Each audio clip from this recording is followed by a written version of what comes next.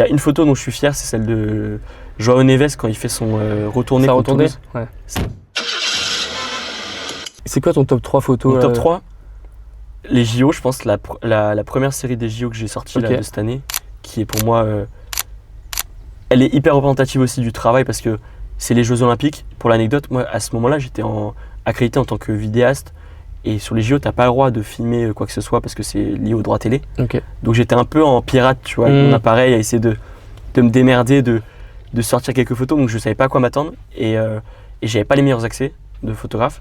Donc franchement, j'en suis hyper fier parce que je trouve que créativement, je m'en suis très bien sorti. Elles sont folles les photos, je les ai vues. Bah, merci. Bien voilà, tu vois, donc je suis assez fier de ça. Après, sur des matchs de foot, il y a une photo dont je suis fier, c'est celle de João Neves quand il fait son retourné contre Toulouse. Celle-là, je l'avais eue et celle-là, c'est une des rares photos où quand je l'ai vue sur mon appareil, j'étais en mode ah, ok, parce que c'est un geste particulier.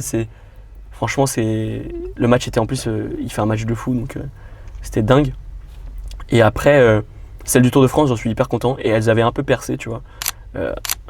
Percé, c'est un grand mot, mais elles avaient fait des stats. Et même, j'en suis content parce que j'étais hyper content de ce que j'avais fait à ce moment-là.